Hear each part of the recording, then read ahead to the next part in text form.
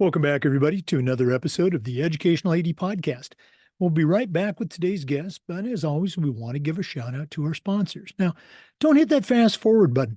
These are all companies that I used as an athletic director. You should be using them too. So take a listen to our shout outs, then listen to our episode, and then go visit these sponsors. You're going to be glad you did. Here we go. We want to say thanks to Hometown Ticketing, the leading digital ticketing provider to schools and colleges. I don't think I need to say anything more, but Hometown Ticketing is digital ticketing that offers more support, more security, and more customization. Go to hometownticketing.com. They're going to help you make the best online ticketing solution. We also want to say thanks to Gipper. Gipper is the official social media graphics solution for the podcast. And if you go to Gipper.com, their team will have you creating world-class content for your social media channel in minutes. It's a great way to promote your team, celebrate your athletes. Gipper's used and trusted by over 4,000 high school and college programs across the country. It's professional graphic design made simple. Go to Gipper.com to get started. You're going to be glad you did. We also want to say thanks to Sideline Interactive, indoor score tables and video boards. Go to sidelineinteractive.com and schedule a live web demo to see their score tables and their score boards in action. Their products not only generate income for your athletic department, but they also create the ultimate game day experience for your student athletes. That's sidelineinteractive.com. We want to say thanks to Home Campus, the exclusive high school and state association management platform for us. It's a platform that you're going to use every single day. Things like scheduling, student athlete eligibility and clearance. Who doesn't do that every day? Communicating with your parents, your coaches, your kids. So your state association, uploading rosters, digital forms, you name it. Home Campus does it better and easier than any other platform. And all you have to do to get started is to go to homecampus.com. That's homecampus.com. We also want to thank our good friends at Vital Signs Wall of Fame. Go to their website, vitalsignswalloffame.com, and check out their interactive touchscreen, that's right, touchscreen video consoles. It's a great way to showcase your school record boards for all the teams, for all the sports, or your school's Hall of Fame, or simply tell your school's most compelling stories and brag about your school's history. Go to vitalsignswalloffame.com, mention the podcast, you'll get a nice discount. vitalsignswalloffame.com. We also want to thank Snap Raise. Have you ever spent weeks and weeks with a fundraiser and then got little, if any, return on investment? Stop right here. Go to snapraise.com. It's hands down the best online fundraiser out there. We used it at our school, tremendous success. Our coaches loved it. Our parents loved it. It works. Go to snapraise.com. Check out all their other great platforms. But if you're looking for a fundraiser, you found it. Snapraise.com. We also want to thank our good friends at Huddle. Go to huddle.com and change the way you see the game. As a football coach, I used Huddle for years, but when I became an athletic director, I wanted a trusted platform for all of our teams, and Huddle really came through. Our coaches loved it. Our kids loved it. The tools that they provided, not just for our coaches, but for our fans with streaming, allowed us to take our program to the next level. Go to huddle.com, join the 8 million users, and turn your school into a Huddle school. And we want to say thanks to Athletic Surveys by LifeTrack. If you've never used a survey to take the pulse of your coaches, your athletes, or your parents, you're really missing out. Athletic directors already get feedback. You hear from the complainers and the gripers. Athletic surveys will connect you to that group, but they're also going to connect you to the 98% of your stakeholders that support your program. And that information is extremely valuable when you're meeting with a frustrated parent, or maybe your principal, or even your school board. Go to athleticsurveys.com. Let them help you take your athletic program from good to great. Welcome back, everybody, to another episode of the Educational AD Podcast. We are truly visiting with a friend of the show. Listeners who have been with us for a long time will recognize the name Lina Taylor. She was on during our second season. She's in the Athletic Director's Toolbox second edition. She's also a member of our Wednesday Wisdom team, a charter member of the Wednesday Wisdom team. And she has, I'm going to say probably, but she has one of the most compelling stories that we've ever had someone share on the podcast. And I wanted to bring her back. She's incredibly busy, but she's back with us again today. Just a little bit about Lina, and then I'm going to let her talk. She is a two-time Olympic athlete. She's also the founder of a couple of organizations, Close the Gap Leadership. She works with, colleges, universities, Fortune 500 companies. She's the CEO of a company called Climate Executive Coaching. We're going to hear about that later in the podcast. And as I mentioned, she just has an incredible story about her own, dedication, commitment, perseverance. And we're just really excited to have her come back. So, Lina Taylor, welcome back to the Education Lady podcast. It's so good to see you again, Jake. Well, again, we stay connected, if you will, on LinkedIn. We follow each other's posts, et cetera. But for our listeners, Lina has not been on she hasn't had a chance to share her story with our listeners for quite some time. And as I mentioned, I just think it's so compelling. I wanted her to come back, but she's going to kick things off with some exciting news that you'll see how it's related as she gets into the story. So, Lina, what do you have for our listeners first? Well, I thought I'd start with something that, is a new development. And given the fact that we're in an Olympic year, when I look back at my upbringing, the Olympics played such a huge role in my life, but not just in my life as an athlete. It was a vehicle for me to create a better life. And I find myself super excited about the Paris Olympic Games. Now we're only a couple of months away here from Paris, but I have a confirmed assignment that I will be at the Paris Olympic Games working with the International Olympic Committee and one of their top sponsors. And I will get to be at the magnificent beach volleyball venue, which will be staged right by the Eiffel Tower. Now, I haven't told you this, Jake, but I happened to be in the very first beach volleyball tournament that was staged with the Eiffel Tower as a backdrop for the competition. So you can imagine the incredible images that we have. In fact, in my archives, I found a little clip. My sister and I used to set up our tripod and record our matches so that we can analyze. And here we are playing with the Eiffel Tower as a backdrop. And now it's kind of a full circle moment for me to be going back to Paris at the beach volleyball competition, which has been heating up and will be so exciting. And I'm sure, no doubt, NBC will do a great job documenting and reporting for the American public here. That's exciting. So that was the news that I was holding just for you, announced here today. Well, we're breaking it, the news story here to our listeners. Well, it is so cool just to hear about it. But for you, as you mentioned, kind of that full circle moment.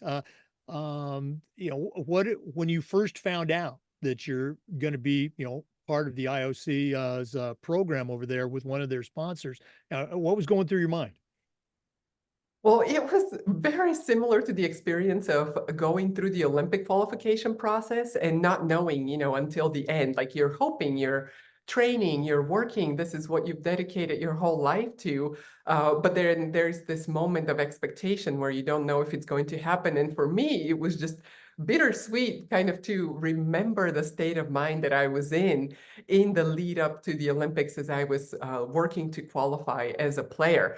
And once I got the official confirmation, it was exactly the same as if, they were telling me I was qualifying and I was going to play in the Olympics itself. Now, I had my turn at playing in the Olympics and I have no regrets. I left everything that I possibly could and more on the court. But being able to be in a different capacity is a new experience and a very cherished one. I would say I would use that word, that I cherish this experience because of what the Olympics represent. It's not just for athletics, it really represents this idea of creating a better life. And for me, what became limiting through sport at one point, of course, when you're on the first side of it, when you haven't experienced the Olympics, all you want to do is play at the Olympics. And my sister and I had the great fortune and worked really hard at playing at two Olympic Games. Now, what I noticed as I was a professional athlete is that the life of a professional athlete is quite honestly a very self-centered life, because everything revolves around you because of the level of commitment that it requires. And no, there's no knock against that, right? I mean, it's all good. That's what it takes. But it was all about, did I sleep enough? Did I eat the right food? Did I get enough, the right training, the right competition? Everything was revolving around me. And at one point, I wanted to start a list that what were going to be the things that I would be doing when I wasn't playing professionally anymore. And that list started to grow and grow. And I realized, you know what? At some point, it became constraining. And so my return back to the Olympics feels like I'm fulfilling the second part of the promise, where I'm taking what I learned in the Olympics and then now impacting the world. So that's why I would say the experience is very similar, but also very different. And I feel that, it goes from being centered around me to now opening up and then bringing that experience to the world, the lessons that are there for everyone. And it's connected to what I do currently with climate executive coaching and everything else. No, absolutely. And again, your story is something that's unique to you, but it's also that lesson, or that could be that inspirational moment for someone that is hearing it for the first time, or a 10th time. I got to ask you, is your home country, do we know, are they going to be participating in the Paris Olympics? Have you had a chance to meet with the athletes that are going to be, doing what you did, representing your country? I don't know if Bulgaria, I know that there are many athletes who will be at the Olympic Games. Now, I don't think that there's going to be a beach volleyball team, for sure not. And I don't know if the indoor volleyball team is on track to qualify. It'll become clear. There's quite a few Olympic qualification events leading still to the Olympics. But I will be reaching out to the Bulgarian Federation for sure, and the delegation, and seeing, it's another touch point with bringing that spirit. But again, to me, being with the athletes in the Olympics, it kind of opens your eyes to the incredible diversity and richness that we have all around the world. And it was quite an eye-opening experience for me too. I mean, there were countries that were walking into the opening ceremonies that I never heard before. And here, there were people that I've never seen before. And one of the best experiences being in the Olympic Village is going to the cafeteria, because it's this big open hall that all the athletes come together. Now, we have our separate sections in the Olympic Village, where the Bulgarian delegation is here. There's, all the different countries have kind of a separate section. But at the cafeteria, you could sit down and talk to anyone. And those were some of the best memories that I have. And I got to share with you a quick story. I don't know if I've told you this before, but I remember sitting there with my sister, and we had lunch. One of our favorite things was like going to the Japanese. There's different foods from all different parts of the world, so that they cater to everybody that's there. And so we loved going to the Japanese bar and getting a miso soup. I think it's what kept us healthy during that whole time. And so we're sitting there eating our miso soup, and right next to us sits down, this really tall guy, and then just his coach looked like it was sitting next to him. And then out of his pocket, he takes out and puts down a gold medal that he had just won. And it was one of the swimmers, from the Russian Federation, or I can't remember exactly what, but those were the kinds of things that were happening in the cafeteria. It was just, you could be next to anyone. I remember Serena was there with Venus, in the village at that time, when we were playing in the Olympics, and it was phenomenal. It was a lot of fun. Well, I mean, what you describe, it's like, most of us who have not been to the Olympics as a Olympic athlete, it sounds like, summer camp. You're in the dining hall and here's all these people from different schools or different states, et cetera. But that's a little bit different level that you're talking about. That's very cool. I like the analogy. Yes, it definitely was. And it was especially interesting. Now, there was an episode that I remember so clearly in the Sydney Olympic Games. They had in the cafeteria one of the most, I would say, advanced programs in terms of how food was being handled. So there were people that would specifically stand there and explain to us, all of the athletes, is how to separate the different types of food, as we are returning our trays. So we're returning our trays, whatever you've eaten, but then you don't just dump everything in the same place. There was a special container where, it goes for the food scraps, for compost, another container. And I remember this little volunteer, this little lady looking up, and it's Kevin Garnett. Yes. The dream team is there, and here's this huge guy sitting there and just trying to put his tray back, and they say no, no, no, no, no. So she takes the little butter container that you have the plastic, and there's a little bit. Now you scoop out the butter, you put the butter here, you take off the foil. Now you put the foil in a separate container, and then the plastic goes in a third container. And it was just such an educational moment, but also kind of a prequel to how sustainability has taken kind of center stage at this Olympics for the first time. And another first for this Olympics is that for the first time in the Olympics, there will be an equal number of male and female athletes participating. Oh, wow. Wow. Okay. So again, another milestone. Very cool. Um, for our listeners, we're visiting today with a true friend of the show, Lina Taylor.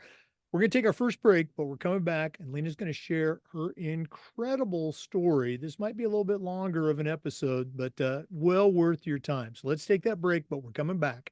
This is the Educational AD Podcast. We want to say thank you to our good friends at Hometown Ticketing for their support. Hometown is the leading digital ticketing provider to schools and colleges. I don't think I need to say anything more, but I'm going to. Go to hometownticketing.com. Their team is going to show you how you can set up and sell your tickets online, but not just for athletic events. How about things like school plays and concerts, school dances, even graduation? And here's the best part. Every school gets assigned a dedicated client success manager that's going to provide you hands-on support every step of the way. That's every step of the way. Go to hometownticketing.com to find out more. Hometown Ticketing, it's digital ticketing that offers more. We also want to say thanks to our good friends at Gipper. Go to gipper.com, and in less than an hour, they're going to have you creating world-class marketing content to help celebrate your teams and promote your athletes. Gipper's used and trusted by over 3,000 high school and college athletic programs across the country. It's professional graphic design made easy. How easy? It's so easy, even I can do it. Go to gipper.com to get started. And we want to say thanks to Sideline Interactive, indoor score tables and video boards. Go to sidelineinteractive.com, schedule a live web demo to see their scoreboards and their score tables in action. Their products not only generate income for your athletic department, but they also create the ultimate game day experience for your student athletes. That's sidelineinteractive.com. Schedule that live web demo today.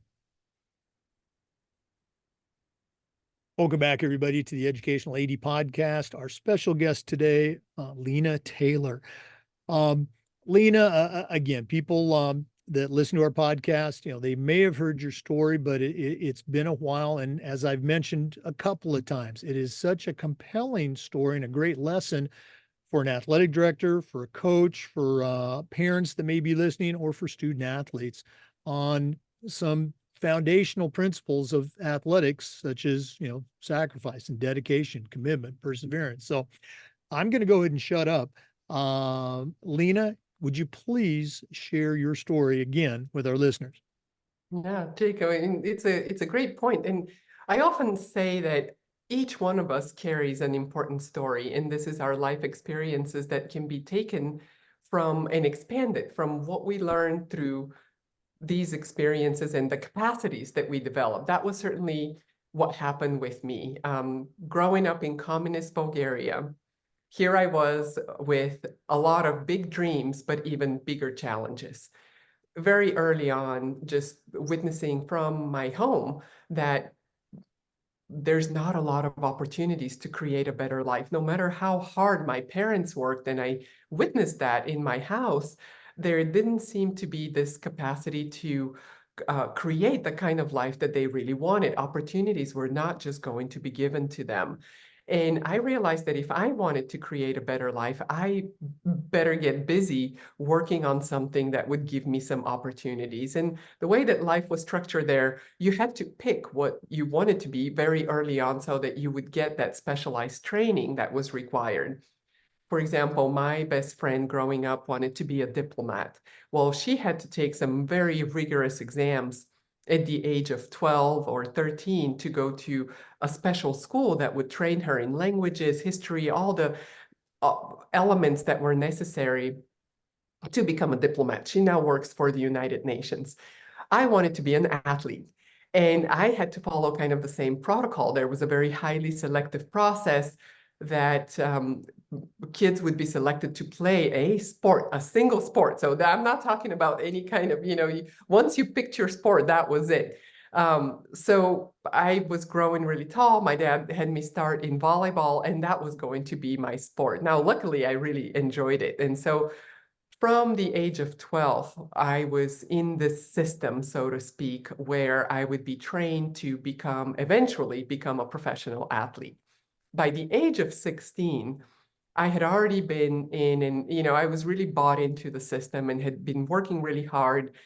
We were training 7 days a week. Like if we got some time off, it would be a Monday morning where we were going to school and take that half day off so that we can recover and then continue to go. Now, I don't recommend that to anyone, and especially now with my kids, we're very mindful about not overtraining them, making sure that, and I had to learn the hard way how important taking time off is, how important it is to not just think about the loading of the athletic training that we do, but also how important recovery is. And so I think more and more people are aware of that. So just to make that point that working really hard, I had made it to the very top level of my club team. Now here I was at 16, feeling on top of the world. And when I heard that we were getting a new coach, I got even more excited because it was going to be my childhood idol. She was the one that I would go and watch play, and I thought how incredible she was. And, the Bulgarian indoor volleyball national team had won the bronze medal in the Moscow Olympic Games. And so even though I was too little to comprehend what that was at that time, there was this air of importance and air of, they were celebrated in society. And so I thought, how lucky am I to get her as a coach? Well, she didn't have the same feelings about me. In fact, she didn't even know me. She just looked at the list of players that she had on her new team. And of course, would do what any other coach would do was look at the statistics. So, how high do you jump? How fast do you run? And seeing my numbers, she decided that I don't belong on that team. So she scratched my name off the list and told our captain to come and tell me that I'm cut. I remember that moment so clearly. It was after practice. I was exhausted. But hearing that sentence, "You're off the team," everything just gave in. I felt like I had lost my footing. And I remember going home as if it was in slow motion.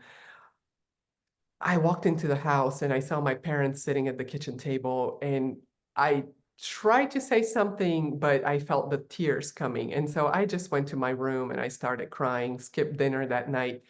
And I cried and I cried and I cried. You can imagine from everything I was describing, my whole life was dependent in my eyes on being on that team, and not having that all of a sudden, it wasn't like, oh, well, just go and do something else. No, the boat had already taken off on all the other options for me. I couldn't go and be a diplomat like my best friend because I wasn't 11 years old. I had already been in that one system that was very limiting for so long. And so I felt that huge disappointment and devastation, and I just kept crying. And finally, from exhaustion, I fell asleep.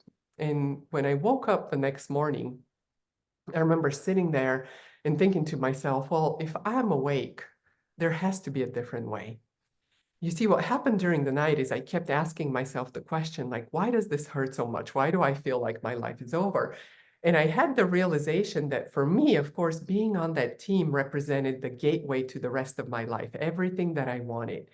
And that simple realization that came from asking myself that question, like, why does it hurt so much? Why is this important to me? What does it really mean? That is what gave me the courage in that very vulnerable moment to make a decision. I decided that I would go back to the team and take my spot in the lineup and face the coach. And now, very possibly, face the humiliation that she would kick me out in front of everybody. But in that moment, I was ready to take humiliation before I gave up on my dream. And so I went back, walked into the gym. Of course, all of my teammates started whispering, like, why are you here? Why are you humiliating yourself? And I didn't say a word. I just took my spot in the lineup. The coach started going from person to person, and she stood in front of me. It was one of those moments when time just stops. And she looked at me and realized that probably I was, my eyes were probably swollen from crying, but I wasn't there because I was rebelling against her decision. I was there because I was resolved to do anything for my dream. Very different attitude, right? And so she kept walking. She didn't even say a word to me. And I thought maybe she's giving me a second chance just because I showed up that day. So the rest of the practice, the rest of the season, in fact, whatever effort I was putting into volleyball that got me on that team to begin with, I now quadruple it because I know what's on the other side of it, right? Do we have that willingness to show up and to do the work at even a higher level for the things that are important to us? That was a very huge, important lesson for me. Little by little, I became a starter on the team. We ended up winning the national championships, and I was selected to play for the national team, proving to my coach and to my teammates that I deserved that spot. But really, most importantly, proving to myself, and that was a life lesson that had stayed with me for a long time, is opportunities are not just going to be given to you. Sometimes they could be taken away. So if you want something, create it, show up for what matters to you. If something is really important to me, I will do anything to make it happen. And that played itself again and again and again whenever I was faced with different difficulties for the rest of my life, including coming to the United States on an athletic scholarship, and then later on deciding to learn a whole new sport, beach volleyball, and play at the Olympic level. Again, just tremendous, tremendous story. I don't know if I've ever asked you this question though. Um, Obviously, your coach, that when you came back that day in practice, whether she was impressed or she just didn't want to deal with it, you obviously ended up impressing her and became a starter and great success. Um, did that did did she ever acknowledge, did you ever talk with her about, the message that she had the captain deliver, not even herself, to not come back to practice? Did you guys ever broach that? We never talked about it. It was I knew that she was evaluating me every single moment. And had I given her another opportunity, I have no doubt that she would now come directly to me and dispatch me. But the level of effort that I was putting in, I was determined I will never give her another opportunity to carry out that promise that she had made at the beginning. And in fact, I became a valuable member of the team. Little by little, I earned a starting spot, which meant that I was bringing in value that she was needing. No, I mean, every coach, they want their student athletes to perform, to try their very best. You know, was an extreme way of getting it to you, but it was also, again, a good coach is going to find ways to reach each athlete. You know, you were the only one she said to not come back. She probably had other motivational tools on other athletes, but again, just a great story. And as you said, it's kind of set the stage for other events in your life. Um, we're going to go and take another break, but when we come back, Lina's going to share the story of how she went, from college volleyball player to scientist out in the real world. And then, oh, I think I'm going to try to make the Olympic team. So it's another part of a great, great story. Let's go ahead and take that pause, but we're coming back. This is the Educational AD Podcast.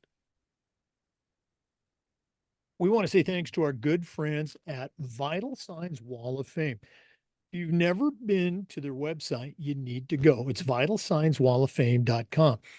Check out their interactive touchscreen. That's right, touchscreen video consoles. It's a great way to show off your school record boards or your school's Hall of Fame, or simply tell your school's story, its history. Share those great success stories of your student athletes along with your diverse history. Go to vitalsignswalloffame.com. If you mention the podcast, they'll give you a nice discount. vitalsignswalloffame.com. We also want to say thanks to our good friends at Home Campus.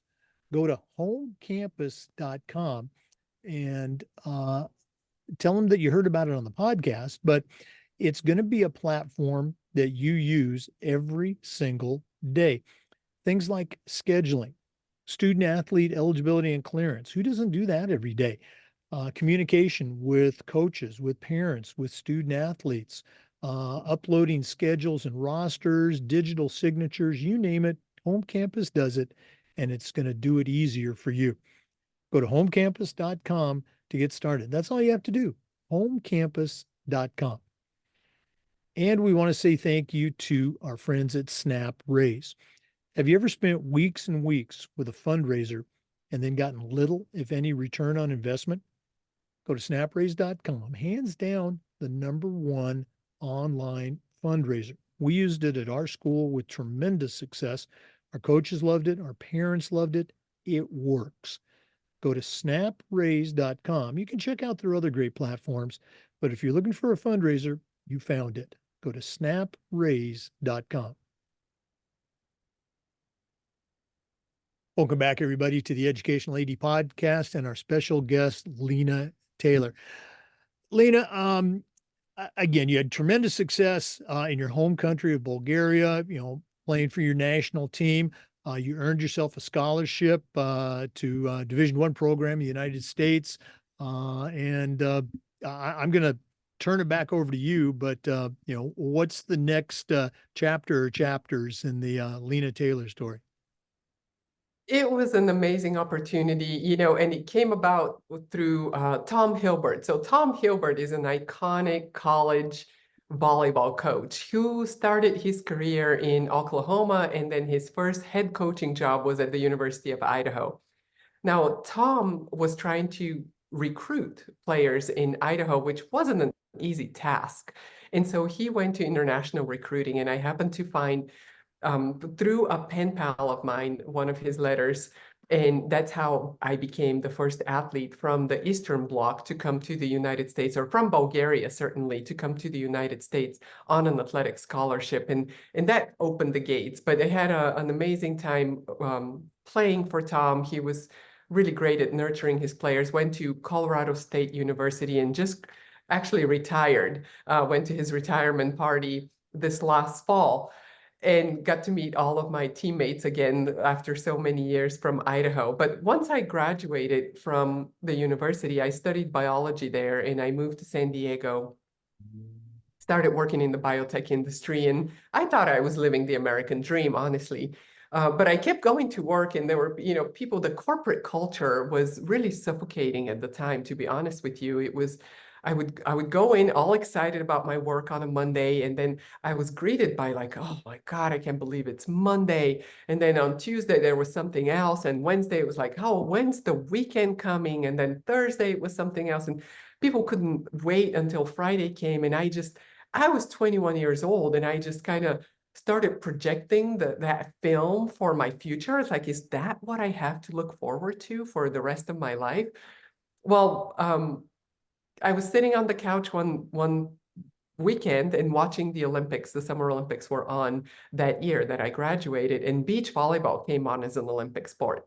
And just like that, as I was sitting there watching the Olympics, this childhood dream that I obviously had growing up of playing in the Olympics, I had buried it for a long time. I knew there was no way for me to, after, leaving and getting my education, I'm disconnected from that system. I couldn't go back and rejoin the indoor volleyball national team. So I thought, well, what if I learn to play beach volleyball? I just need one more person, and maybe we could play at the Olympics. So you can see that I didn't lack any ambition in my thinking, but that still didn't prevent for me to be quite a bit of a gap between where I was at the time, sitting on my couch, having graduated. It was like already a year later. I hadn't been training nearly as much as, even what you do in college. And then deciding that, okay, I want to play at the Olympics, now wanting to play at the highest level. Well, I went to my little sister, who was also on a scholarship in San Diego. She was playing for University of San Diego. And I said to her, what if we learn to play beach volleyball and give it a go to see if we could qualify and play at the Olympics? She was probably a lot more pragmatic than me, and so she like, well, let's see if we're any good at beach volleyball before we go for the Olympics, and after our first few practices, it wasn't an immediate, like, it was hard. It was humbling. We were used to a certain level um, of efficacy in indoor volleyball. And when you went out on the beach and you had to cover that whole court, the court used to be bigger at that time, with just you and another person, and there's wind blowing the ball everywhere, and sun is in your eyes, and sand is everywhere. I mean, and there's nobody to tell you what to do. I had to become our coach. I had to learn how to play the game. So my sister didn't immediately want to do it. I had to kind of convince her, and I said, let's go watch the World Championship. So we went to Los Angeles the following year. Now it's a year later. And in the course of a week, she could see the best players in the world play right in front of her. And then little by little, she started putting together that if you want to be really good at the sport and you are willing to put in the work that it takes, you could actually have a lot of fun. So that was the moment that she started to buy into this dream that I had. But it still was, we were so far off. I was working full time, and I had to, just to stay here in the country legally, but also to pay my bills and have a place to live. My sister was in school full time, so it wasn't like she was able to train. And so it was very difficult. We would train like maybe early in the morning if it was light enough, a little bit in the evening before it got too dark, on the weekends. And then decided to make the leap to go and play internationally. Now, I had to save money for that. So we didn't have a sponsor, there were no results behind us. Didn't have any help from the Bulgarian side. They didn't want to invest in beach volleyball, this new sport, or these athletes that we don't even know, at that point, they hadn't heard of us for a few years. So we never got any support. I was working and saving money and paying for the tickets. We went to our first international event in Marseille, and it was a complete fiasco. We ended up losing in the first round and had to sleep on the streets for the rest of the week, because my big plan was that we would go from the qualification tournament to the main tournament. The organizers would give us hotel and food for the rest of the week. Well, when that didn't happen, I didn't have a plan B. I didn't even have a credit card to change our tickets to go home early or to get more nights in the hotel. So having to sleep on the streets was another experience that brought me some tough questions. I had to ask myself, like, why was it so important for me to play at the Olympics? There's obviously no guarantee. And looking at the glamorous lifestyle and, players playing all around the world and earning money. Like that was at the surface level, what was motivating me. But I realized that that may not be my reality. My reality may be working full time, throwing all my money into this, and then sleeping on the streets. So do I still want to do it? That was the question I had to ask. Well, the answer was yes. Everything in my body, in myself, like I wanted to do it. So then I had to unpeel those layers and figure out, well, why is this so important to me? And I realized that to me, playing in the Olympics was not just playing in the Olympics. To me, playing in the Olympics was creating a better life, a life that I see my parents didn't have in Bulgaria, a life that, quite honestly, I didn't even have at that time. So once you plug in that motivation, once you understand why something is so important to you on that essential level, it changes the game. And having had that experience of being cut, proving myself, knowing that this capacity that I have to give everything of myself to something that I know is important to me started to kick into gear. So I did what I had to do. We little by little we started getting better with my sister, but we still found ourselves, sitting at number 73 in the world with only 2 months left in the Olympic qualification process. And if we wanted to play in the Olympics, we had to be in the top 23. So we were still kind of, if you look at it, we were hopelessly behind is how we felt. Um, and there was a very important moment between my sister and I when we sat down and I asked her, like, why do you think that we should qualify for the Olympics ahead of these 50 other teams? And she looked at me and she said, I have no idea. Now, I don't know what answer I was expecting to get, but that wasn't the answer that I wanted to hear. Maybe I was wanting her to tell me, like, well, we should qualify because of this, this, this, and this. Well, that didn't happen. And that's when I realized that we need a strategy. We need something to hold on to, even though the situation doesn't look very promising. So I said, okay, we have to figure out what is our biggest distraction? What is this thing that stands in the way between us even believing that we can play at the Olympics? In looking at the situation, I realized our competition, those 50 other teams that were ahead of us in the ranking, they were not our biggest distraction. Think about that for a moment. Usually we're focused on the things that are outside of ourselves as the things that we have to overcome. But I realized that that was an internal distraction. That was something that we had to commit to, which was just looking at the ranking made it seem so overwhelming and so hopelessly behind. So we decided to not look at the ranking. So for the next 2 months, imagine that you're going through the qualification, and we said we're not looking at the ranking because we knew we had to give everything we possibly could. Everything had to be left on the court. Well, so making that commitment allowed us to then execute the second part of the strategy, which was to focus all of our available energy only on the things that were within our control. Now, that's a lesson that I tell in corporate presentations, speaking to some of the biggest companies in the world, because it's a timeless lesson. A lot of times we get stuck at looking at things that we're not in control of. What someone said, our proposal got rejected. We didn't get the kind of results that we wanted. Something happened in a play that we're still dwelling on. How much precious time and energy we're wasting on these things. When you flip that equation and when you're asking yourself, what is one thing I can do right now, today, that will take me just one little step closer, that changes the game. That's exactly how my sister and I went from being ranked number 73 to top 23 in just 2 months worth of time, qualifying for our first Olympic Games.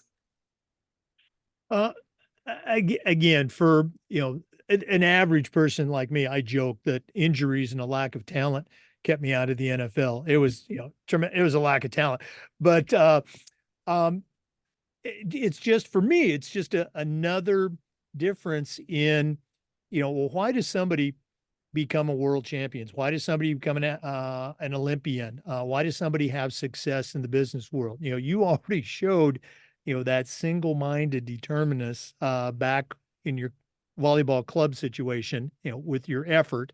And now uh, from the mental approach, that mental toughness of ignoring the rankings and focusing on what you can control. They say control the controllables, and it happened. Um, let's go and take a quick break here. I'll give you a chance to catch your breath. But when we come back, I'm going to find out about Lina and her sister's first Olympic experience. And, oh, by the way, their second Olympic experience. And then we're going to hear some more about things that she's doing now. So let's take that break. But we're coming back with more. This is the Educational AD Podcast.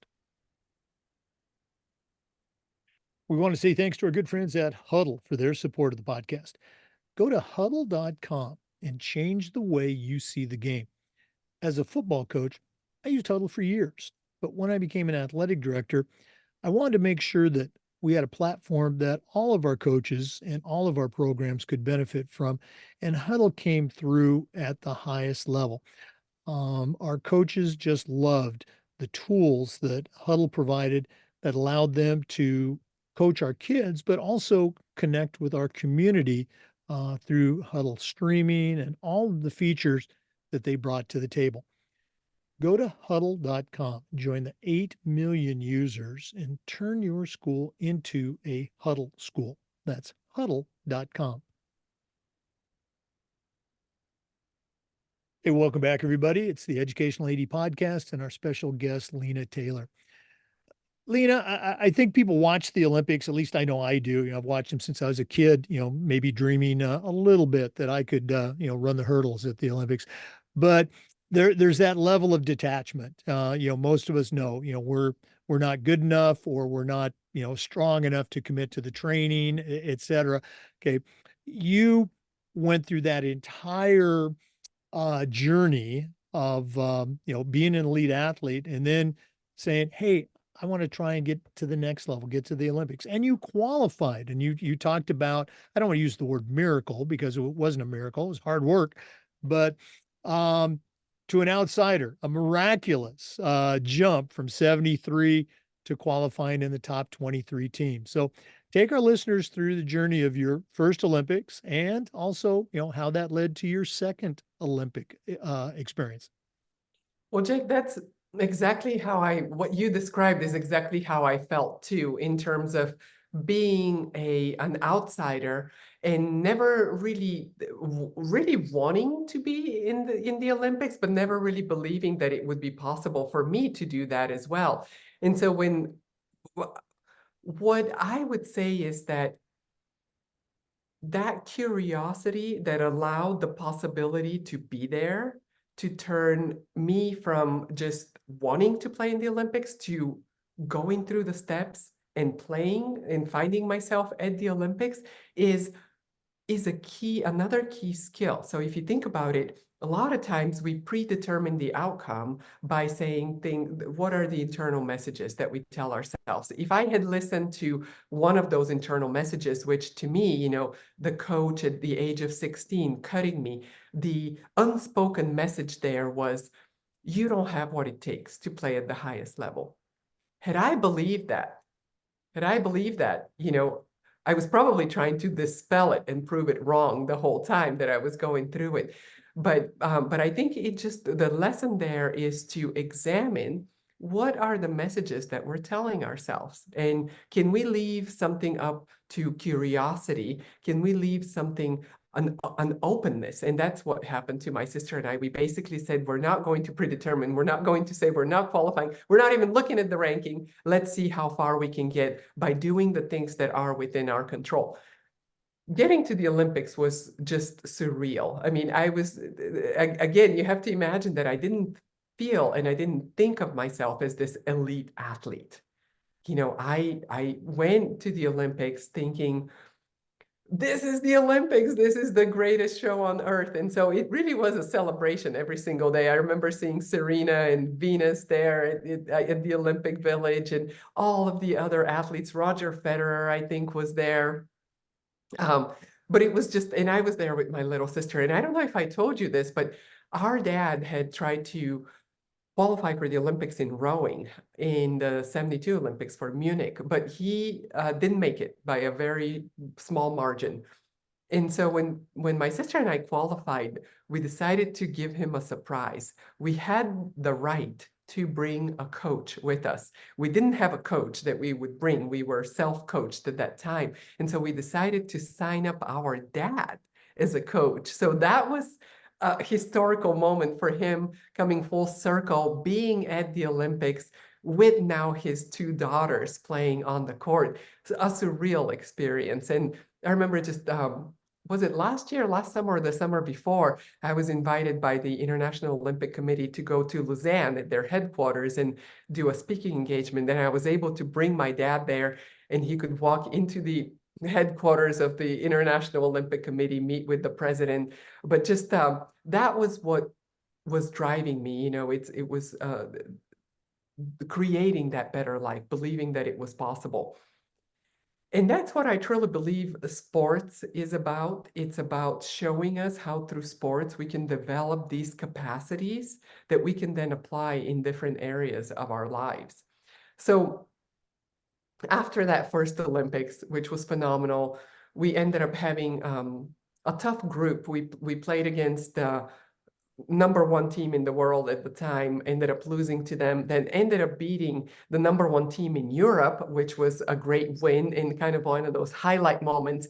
I remember my friends in the US sending me clips of newspapers. Apparently Chelsea Clinton was at our game watching our game, and they were showing, you know, they were talking about the two sisters from Holland with their blonde hair, the two sisters from Bulgaria with their brunette hair playing. And that was a big moment for beach volleyball too, because it started elevating the sport. And it used to be, let's say when it first started, number 13 on the NBC broadcast schedule, but little by little, by the gaining popularity, and by the time Misty and Carrie were playing and winning the gold medal in the Athens Olympics, beach volleyball became one of the main sports that the Olympic program is showing.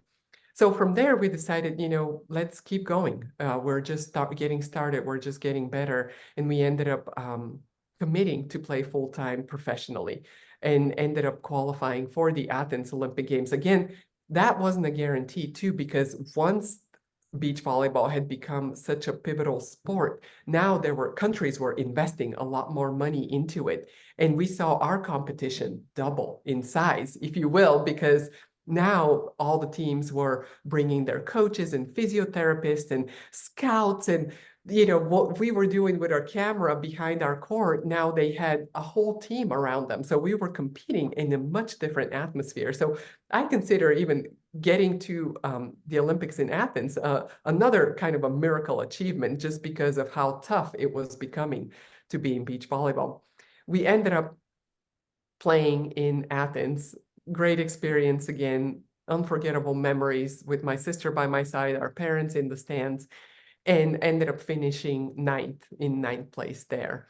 And then decided to continue to play, finished up about 2 years later is when finally this nagging injury that I had a sesamoid bone that had fractured in my foot, and I never gave it enough time to heal. So essentially, for the past 5 years, I was playing and re-injuring it, and finally gave out, and that's when we stopped playing.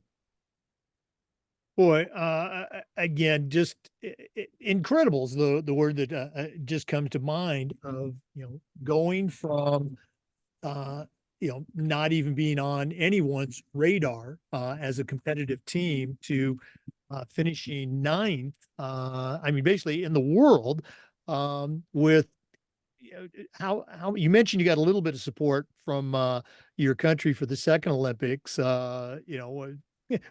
How was that when that finally came through? Had to be a bit of a relief and maybe a little bit of, what took you so long, right? Yeah, absolutely. I mean, it was, we were competing against people that were professional. I was still working in the off season.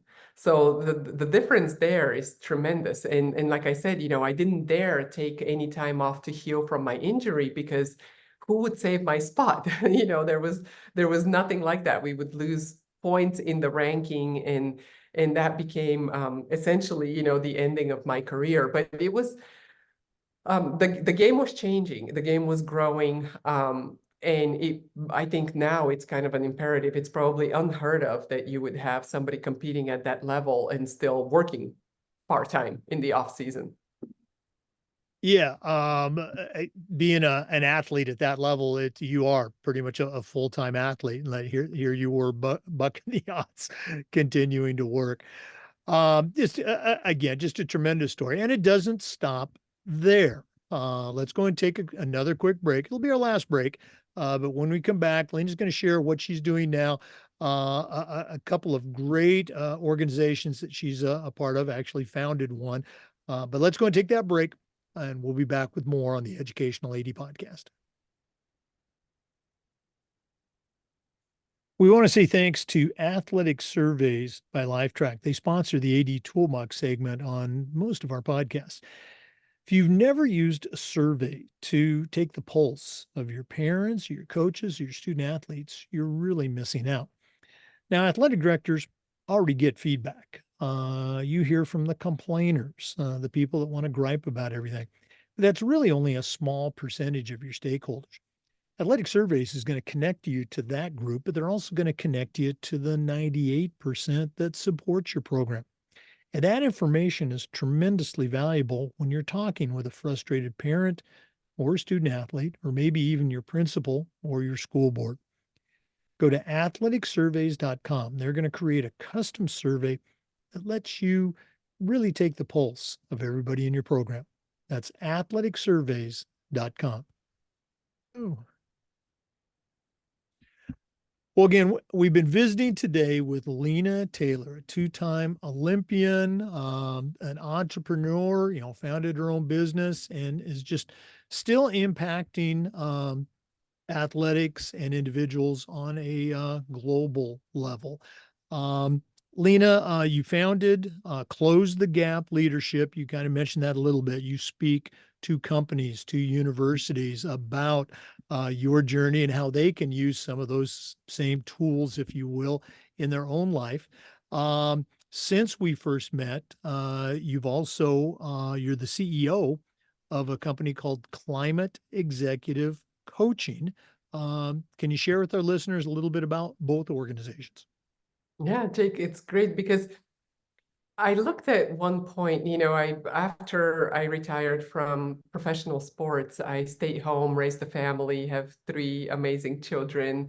But I knew that there was always something that was kind of on the inside wanting to come out. And I was just asking myself a question, how can I had all these journals that I was writing in for the kids, for myself, and I didn't have time to capture everything. So I started asking myself the question, well, how can I tell a better story? And I said, well, what better way than to learn how to tell a story than to tell my story? So once I started telling my story, I realized that there were some really important lessons that I learned there. And it wasn't just a story that pertained to me, but it also was applicable in different situations to other people.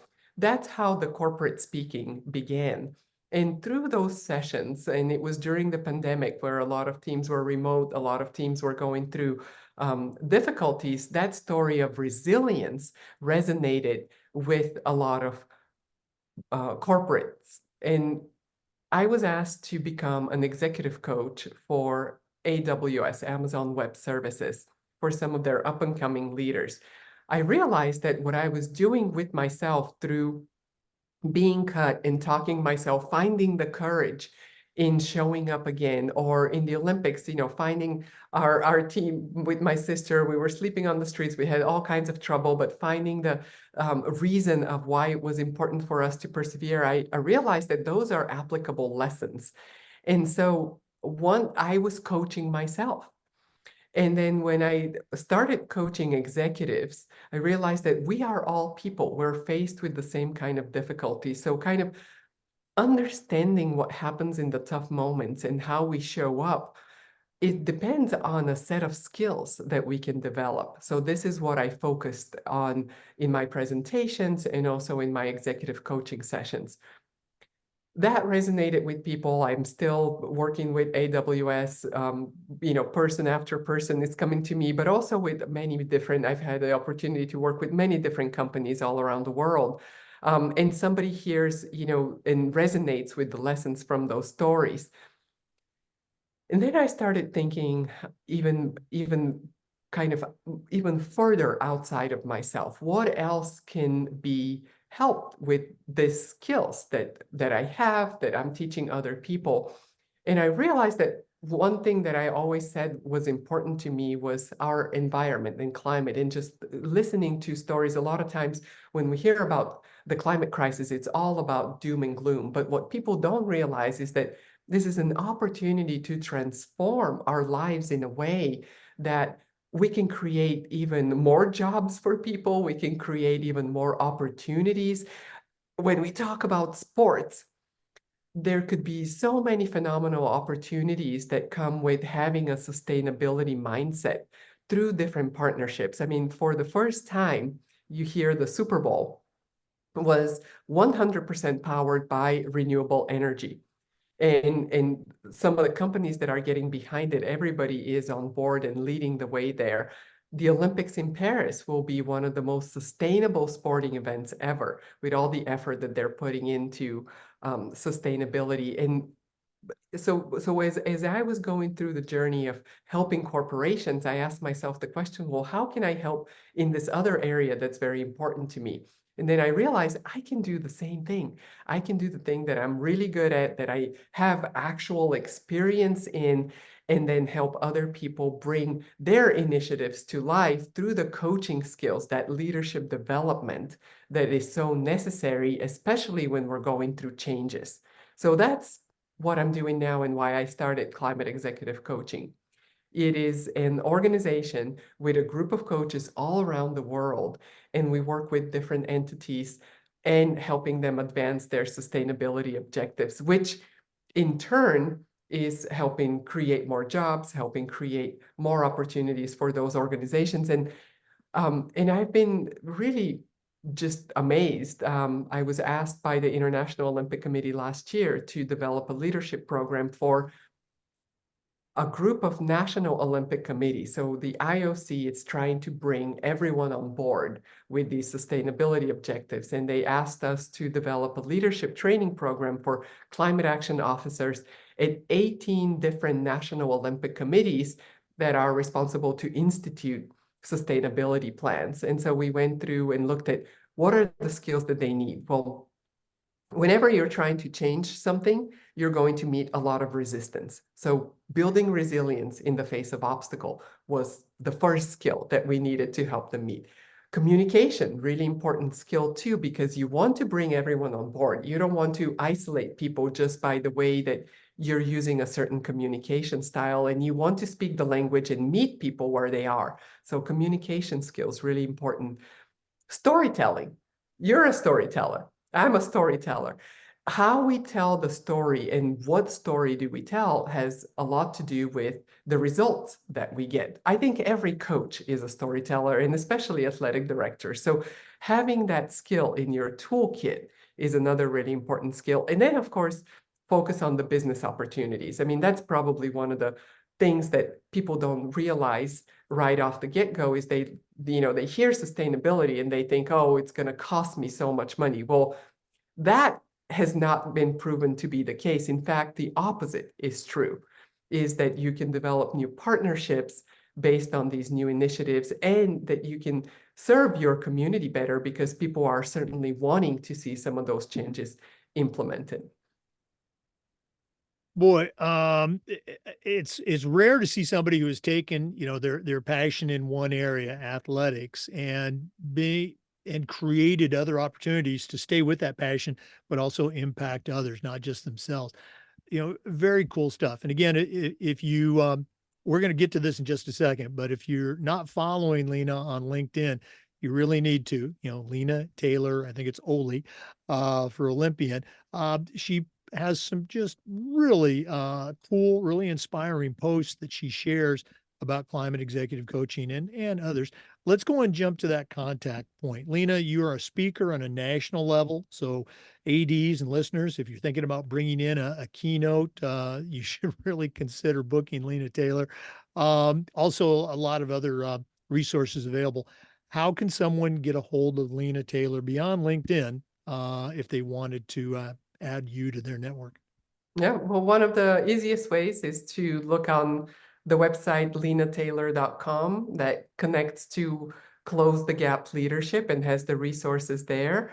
My email is a great way to get a hold of me. Lina@linataylor.com is another easy way. And then look up climateexecutivecoaching.com as well.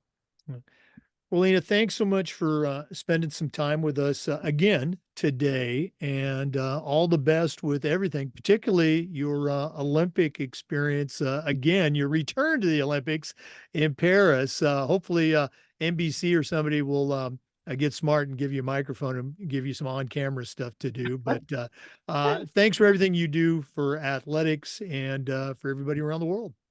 Thanks, Jake. So good to be with you again. Hey, for our listeners, we do this just about every day with one segment or another, and we upload the Zoom recordings to the Educational AD Podcast YouTube channel. We certainly appreciate you listening. Make sure you look up and start following Lina Taylor on online, and come back for another great episode of the Educational AD. We'll see you next time.